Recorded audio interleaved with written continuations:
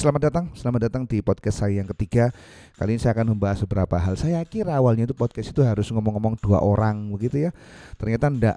Yang penting kalau kita bisa ngobrol, kalau kita bisa menyampaikan sesuatu, ternyata bisa jadi podcast juga. Artinya sharing-sharing kepada sampean. Hal pertama yang saya sharingkan adalah ini nih. Fenomena tentang tarung menarung ini kelas dunia ya. Jadi saya seneng kalau ada tarung-tarung, terutama sekarang kan juga ke Indonesia ini kan kemarin si Vicky sama Aska ya sekarang di itu pertandingan anak pertandingan anak lawan bapak tiri di sponsor oleh bapak kandung. Sekarang lanjut lagi sama Paris Fernandes. Sebelumnya Paris Fernandes sama atlet PON juga. Di luar negeri juga fenomena sebenarnya ada seperti itu juga. Ya misalkan Jack Paul atau Paul Logan ya. Saya lupa namanya itu soalnya duluran. Itu lawan Mayweather misalkan, atau misalkan dari siapa itu eh siapa itu kok sampai lupa sih saya. Lawannya Khabib itu loh. Siapa sih? Masalah. Sampai lali aku. Itu lawan Mayweather juga. Itu jadi semacam trending karena memang salah satu olahraga paling tua di dunia itu ya olahraga pukul-pukulan ini. Saya jadi teringat Dana White ketika dalam sebuah omongan dia pernah ngomong, saya tuh pernah mikir dari omongan Dana White ya, gimana bikin pertandingan itu orang bayar ke saya $2 per nonton ya. Gimana caranya? Akhirnya dia ya merintis UFC dibumbui dengan drama-drama, ada bacotan-bacotan kanan kiri, akhirnya tuh memper apa ya apa memper ibaratnya itu memperkondisikan itu atau semakin bikin sesuatu menarik. Dan saya sempat lupa akan tinju ketika lihat UFC, padahal kalau mau jujur tinju itu karena tinju itu apa ya, mungkin lebih ada dahulu, lebih menguras fisik ya, 12 ronde, kemudian juga aturannya juga ada. Jadi emang lebih teknikal dan lebih, kalau saya bilang lebih sulit ya, lebih sulit tinju ketimbang UFC. Meskipun juga UFC juga sulit juga, belum tentu petinju masuk ring UFC kemudian menang, belum tentu. Jadi memang itulah gaya tarung bebas. Cuma ya memang tarung itu salah satu cabang olahraga paling tua dan paling diminati ya. Dari sejak zaman Fir'aun belum lahir, sebelumnya itu tarung-tarung seperti itu sudah ada duluan. Nah sekarang ini karena merambah internet, kita jadi disuguhkan sosok-sosok YouTuber yang kemudian juga ikut tarung ya. Ya, misalkan sosok di internet yang ikut juga akhirnya menekuni dunia pukul memukul ini demi apa? Demi ya entertainment ya, untuk hiburan, karena memang sama seperti seni pertunjukan yang lain. Tinju, welcome. Dan ini saya kira menarik ya, saya menarik. Oh iya, lupa sampean. Ini juga saya sambi-sambi Anda melihat garapan-garapan yang saya sertakan ini ya. Ini adalah saya ambil dari mana? Dari footage di Garapan. Jadi Garapan alhamdulillah sudah sudah berjalan, dibantu sama Cak Surin, dibantu sama Cak PI, kemudian dibantu sama Pak Jan, sama Mas Anton, kemudian juga Rudi. Saya terima kasih banyak sudah dibantu. Ini sudah jalan 2 bulan dalam proses finishing. Semoga dalam 1 sampai 3 minggu ke depan semuanya sudah finish ya. Semuanya sudah finish. Oke, sambil Anda melihat-lihat liputan-liputan di background ini, saya akan ngomong-ngomong tentang ya namanya podcast ya, ngobrol apa aja kan enggak apa-apa. Kemudian yang kedua, saya mau jual sesuatu ini. Jadi artinya gini, saya menekuni YouTube ini kan sudah lama dan belum menghasilkan juga, tetapi saya memang suka gitu loh. Jadi ini semacam jadi apa ya? Jadi pelarian lah ibarat kata, bukan pelarian karena tidak sukses enggak. Ya memang salah satunya itu juga. Jadi saya enjoy sekali bikin video. Ya, di awal-awal itu saya juga sudah invest. Misalkan ada mixer. Ini mixer ini juga saya jual, karena memang ini mixer sudah umurnya 3 tahunan ya. Q802 USB termasuk yang saya beli 3 tahun yang lalu. Lebih deh, 2016 kalau nggak salah. 2016 itu saya beli itu karena memang saya demen dengan kayaknya masuk deh kalau seumpama pakai acara beginian ya. Akhirnya saya bikin podcast namanya Plat L waktu itu, ngobrol-ngobrol dengan teman, ngobrol-ngobrol dengan apa namanya tamu gitu, tapi umurnya nggak lama, meskipun juga sudah ada sekitar 5 atau 6 video, kan saya lupa ya, 5 atau 6 video atau kurang dari itu kayaknya. Itu ndak jalan, itu lama, itu 2016. Ini sudah mau jual karena sudah digantikan sama Zoom H5. Saya jual. Kemudian ada juga saya coba berbagai macam metode ya, kayak audio ini kan saya dulu pernah punya kamera SLR gitu, tapi yang paling rendah tipenya. Saya kira kan bagus kalau ada colokan mic-nya, kemudian ada shotgun mic-nya gitu ya, kemudian ada layarnya flip gitu. Ternyata itu bukan tipe saya. Artinya saya bukan tipe vlogger, bukan tipe orang yang outdoor kemudian ngomong depan kamera, bukan seperti itu. Kamera DSLR-nya saya gadekan, sekarang saya pakai GoPro.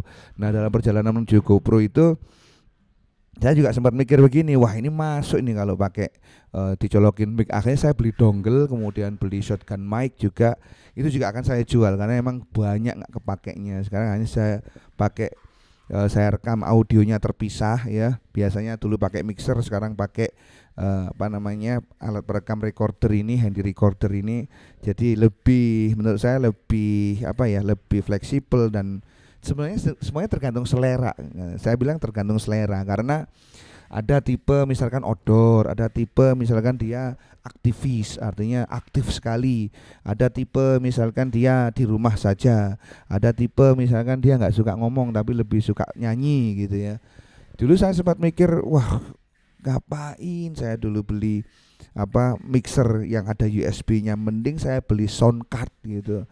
Focusrite misalkan, saya sempat mau beli Focusrite itu, ternyata memang kebutuhannya itu speknya terlalu tinggi itu bagi saya, karena itu mixer kemudian juga sound card itu bagi home recording ya, levelnya sudah home recording. Sedangkan saya ini cuma dubbing, ibarat kata kan dubbing ceramah seperti ini, itu terlalu tinggi, itu terlalu speknya terlalu gila-gilaan ya. Akhirnya saya coba kurangi tanpa juga bisa ibarat kata itu ya ndak saya bisa gunakan outdoor. Akhirnya saya pakai Zoom H5 ini, alhamdulillah ada duit, kemudian beli Zoom H5. Itu berarti dongle, shotgun mic, kemudian mixer ini harus saya jual. So jadi headset itu juga itu saya jual. Saya dulu mikirnya headset itu kan masuk gitu, ternyata saya selera lagi, balik ke selera. Saya nggak suka risi-risi gitu ya, bahkan ketika ini saya colokkan ke headset earphone aja misalkan gini, saya kan bisa monitor suara saya itu gimana, suaranya itu terlalu keras atau enggak. Tapi tiba-tiba karena mendengarkan itu nggak fokus ngomong, akhirnya setelah mendengarkan nggak bisa ngomong, malah diem aja. Jadi semuanya memang tergantung selera ya. Nah, dari jualan-jualan itu saya juga harus flipping, artinya juga maklaran artinya juga punya list produk-produk yang lain yang saya jual paling enggak di Facebook Marketplace ya. Karena memang kalau menurut saya dalam kondisi seperti ini ya, saat ini itu saya penting sekali untuk bisa jualan yang lain ya, nyeper ibarat kata itu, side job atau side hustle, bahasanya arek-arek Jakarta Selatan, side hustle, kadal side hustle, ceperan Mas Bro, ceperan. Entah itu barang-barang rompengan, barang-barang yang sudah ada sebelumnya, itu saya promosikan atau saya iklankan di Facebook, bukan iklan berbayar ya. Cuma iklan ini loh, saya jual di Facebook Marketplace dan marketplace yang lain. Ini penting sekali untuk bisa mendapatkan dana segar ya, jualan sama maklaran, ini penting sekali. Kemudian saya juga mau membahas tentang monolog ya. Ternyata bikin monolog itu sulit Pak Bro, gila-gilaan sulit ternyata. Kayak bikin materi stand up gitu ya. Jadi saya kan ada satu kategori itu monolog, ngomong gitu. Dan satu kali take nggak bisa, harus latihan, memang latihan depan kaca. Materi yang sudah ada itu harus diomongkan, harus dicoba terlebih dahulu.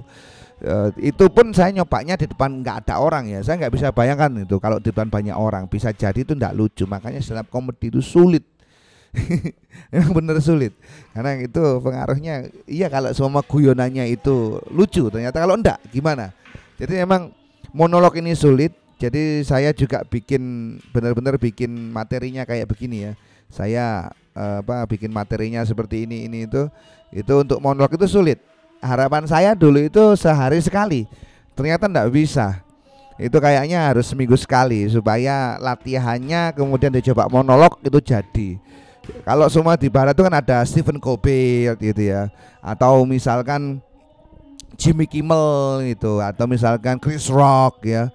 Mereka mungkin punya basic komedian, tetapi ngomong depan publik bermonolog itu saya acungi jempol, sulit sekali. Persiapannya harus matang, percobaannya juga harus berkali-kali ya. Jadi nggak bisa kita monolog saya sendiri ya, monolog gitu ada materinya di depan kemudian coba ngomong, ya belum tentu bagus gitu. Makanya memang harus disiapkan betul-betul materinya juga. Jadi monolog itu art ya, art of public speaking. Memang saya nggak bisa, saya akui. Anda yang bisa monolog dan sudah terbiasa monolog kayak Iwel misalkan, atau kayak Panji itu, wah, itu kelas dunia memang ya, jam terbang berbicara. Kemudian lain lagi adalah saya sempat bikin obrolan atau podcast dengan teman saya bincang-bincang masalah saham, karena dianya juga dagangan saham gitu, investasi di saham, tentang satu poin bahwa sekarang ini memang benar-benar krisis literasi ya. Krisis literasi. Jadi jarang baca, jarang mendengar, yang dipentingkan tuh ngomongnya dahulu. Saya juga sempat tersinggung gitu ya, tersinggung saya pribadi. Kok maunya ngomong terus ya, padahal yang paling penting itu mendengarkan. Baiklah, ini sudah adzan maghrib, saya buka puasa dahulu, nanti kita lanjut setelah buka puasa.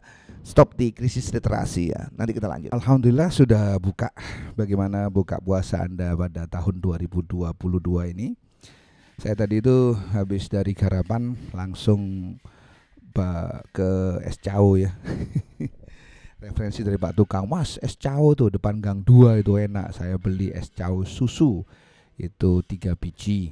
Itu juga, wah ternyata juga enak. Itu kedua kalinya ya saya beli. Yang pertama kemarin 2 bungkus, yang sekarang ini 3 bungkus sekaligus. Walah wis, rasanya itu lego ya. Kemudian ada sego takjil tadi itu, alhamdulillah sudah nyicipi, dan sekarang kita lanjut lagi. Tadi kita bahas tentang krisis literasi. Jadi teman saya tadi bilang, kenapa kok dia lebih suka, akhirnya ya dia lebih suka ke Twitter, karena ternyata di Twitter itu memang kita membaca, kemudian ada kan cuma tulisan aja, terus juga bahasan-bahasan, ada yang di situ ada cool tweet ya, kemudian ada bahasan-bahasan humor menarik, banyak sekali. Dan memang itu salah satu keunggulan Twitter. Akhirnya saya dari situ, dari kalimat itu penasaran, mosok sih yo. Akhirnya saya juga buka-buka Twitter, dan banyak sekali hal-hal yang menarik di Twitter ya. Dan itu adalah keunggulan Twitter ketimbang media sosial yang lain. Misalkan kalau Instagram dan TikTok itu kan video pendek.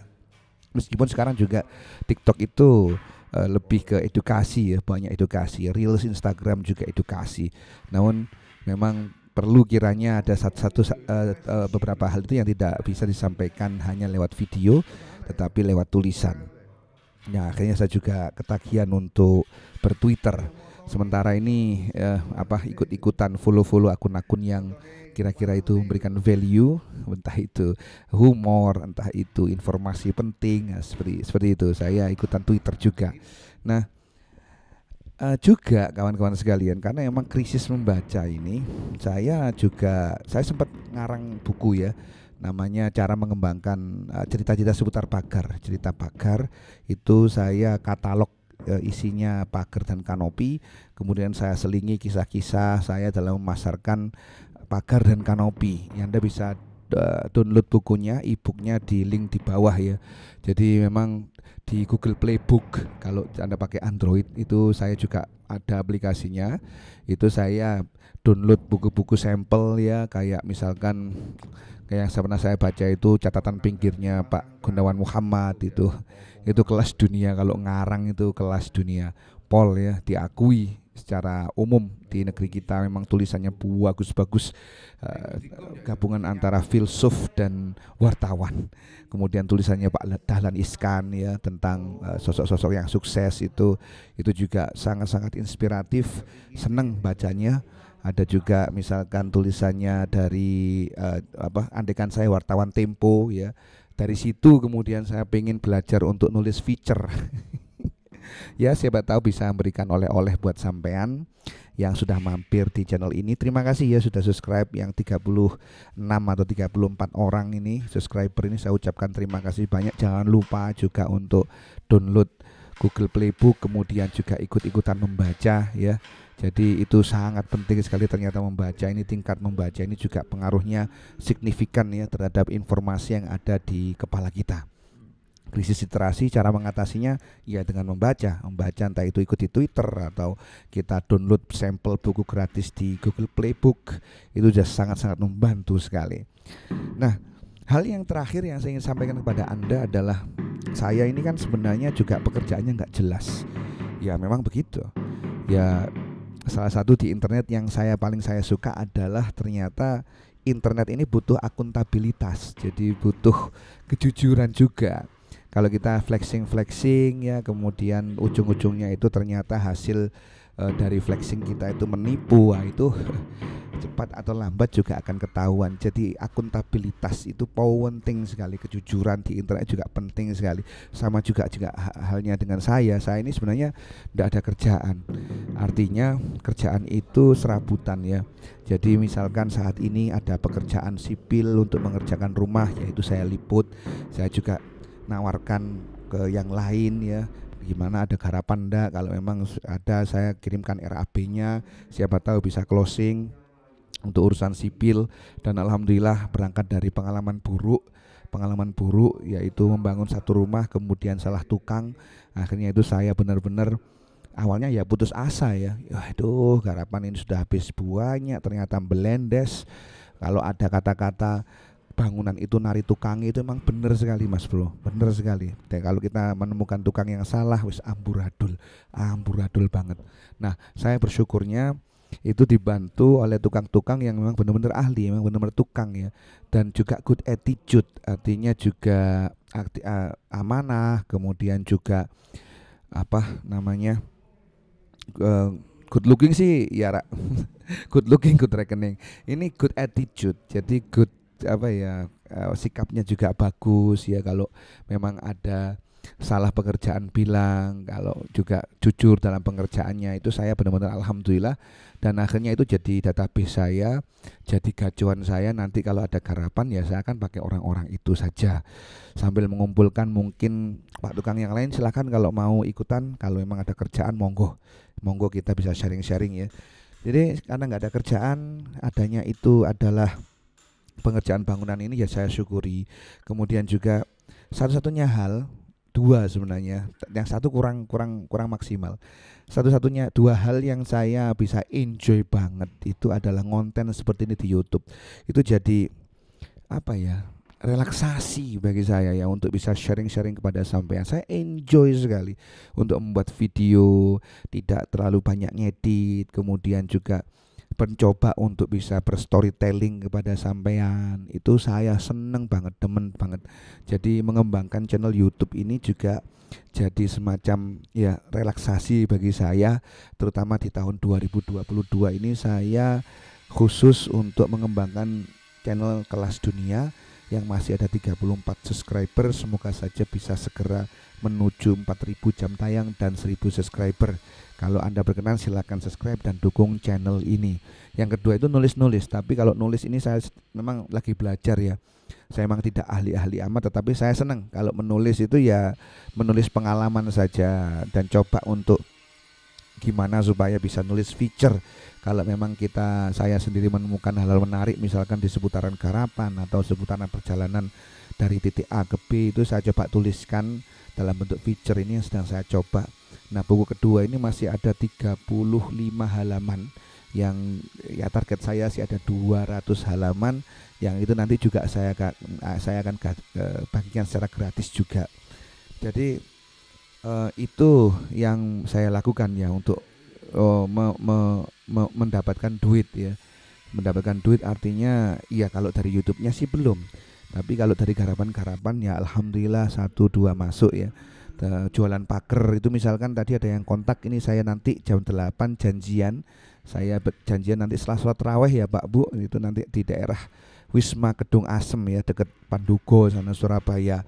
Itu mau bikin kanopi tapi atapnya pakai solar flat ya. Solar flatnya aja harganya mahal ya. Makanya saya minta waktunya, bisa visit, bisa ngukur, bisa langsung nanti bisa konsultasi secara live. Jadi nanti deal dan tidaknya saya juga tidak tahu. Jadi kerjaan-kerjaan ini adalah penting sekali. Tapi di luar itu saya seneng untuk apa ya, ngonten seperti ini, ngonten, bikin video, kemudian ada hal-hal menarik di internet saya kumpulkan, coba untuk saya komentari, kemudian jadi podcast seperti ini ya. Jadi saya jadi ingat bener ya, teman saya itu bilang yang penting sekarang itu Jo, ada pendapatan, ada uang masuk ya, bukan hanya uang keluar tapi uang masuk, ada cash flow, ada uang masuk, ada uang keluar, yang penting berpendapatan. Di luar itu kita bisa, karena ada uang masuk kan pikiran lebih tenang ya. Jadi kemudian bisa nanti bisa maksimalkan, entah itu lewat YouTube, entah itu berdagang lewat side hustle atau side job, jualan online dan lain sebagainya. Oh iya, satu lagi, saya jadi tertarik untuk flipping ya. Tadi sempat saya utarakan di poin kedua. Jadi saya sendiri coba untuk posting-posting di market place Facebook ya, hal-hal yang atau barang-barang yang mungkin menurut saya bisa mendapatkan cuan ya. Jadi kita jual-jual seperti itu ya, siapa tahu bisa closing dan bisa kita untung 50-75 ribu itu untuk melanjutkan hidup. Jadi memang kalau pekerjaan tetap, saya sekarang ini belum ada pekerjaan tetap yang tetap gitu ya, berpendapatan pasti kayak pegawai. Tidak seperti itu. Jadi saya benar-benar pekerjaannya adalah serabutan dan mencoba untuk sukses gitu ya. Saat ini sih belum ya. Kalau sukses ya ngapain bikin channel YouTube? Ya enggak ya. Sekarang banyak loh orang-orang yang sudah sukses itu bikin pemasarannya lewat YouTube channel. Misalkan bosnya Avian Paint itu juga bikin podcast juga. Jadi podcast ini atau YouTube ini dan semua media sosial yang lain itu jadi corong ya. Corong bagi setiap orang, dari mulai kalangan grassroots sampai kalangan-kalangan apa namanya, dari proletar sampai apa ya, satu lagi bahasanya kalmak gitu. Itu semuanya merambah ke YouTube, merambah ke media sosial. Ya semoga saja yang apa namanya side job ini dan maklaran ini bisa menghasilkan. Di samping itu di luang waktu saya juga membuat konten, mengumpulkan hal-hal menarik di internet yang sekiranya nanti bisa Anda nikmati gitu ya. Baiklah, itu saja yang bisa saya sampaikan pada kesempatan hari ini, pada podcast kali ini. Saya mohon maaf jika ada yang kurang berkenan. Nanti kita jumpa di obrolan-obrolan yang lain. Terima kasih banyak dan bye-bye.